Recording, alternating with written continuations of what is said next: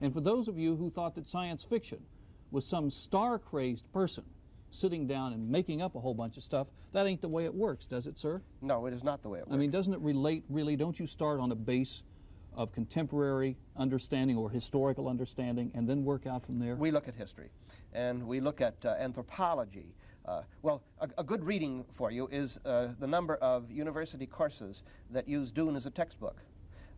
Anthropology, architecture, political science, economics.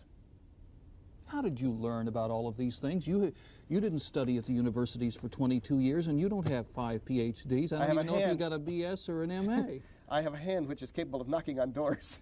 No, seriously, how did you, I mean, you really must be either one of the smartest men on earth or one of the most curious who finds out about things. I'm curious, extremely curious, and I became an investigative reporter very early on.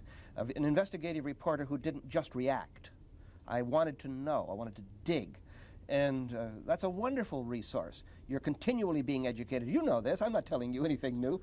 But, I mean, when you were a kid, were you a scientific a genius kind of a brat that went around building windmills and winning science fairs and all that sort of thing? Oh, no, nothing like that. I was a 4-H kid who milked cows in the morning and night, who did all kinds of odd things, like hoeing gardens.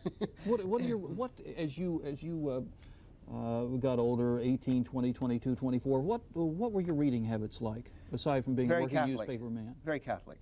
I would follow a line of endeavor, a line of reading, a line of interest, until I felt I had exhausted it. I started working for newspapers when I was 17, though.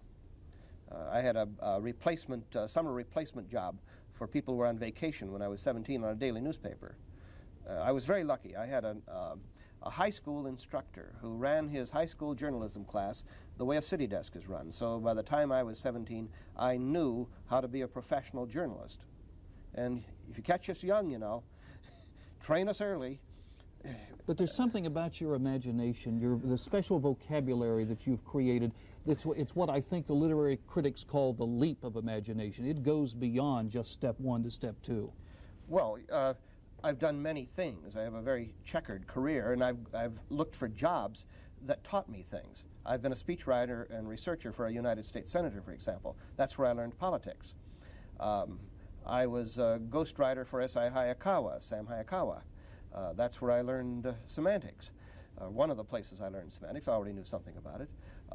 I was a newspaper writer for years with an investigative reporter's nose. I'm a believer in the high energy life. I just say we have to shift from non-renewable energy to renewable energy, and we have to start taking the steps now. We really do have to start taking those steps now. This is what we're looking at.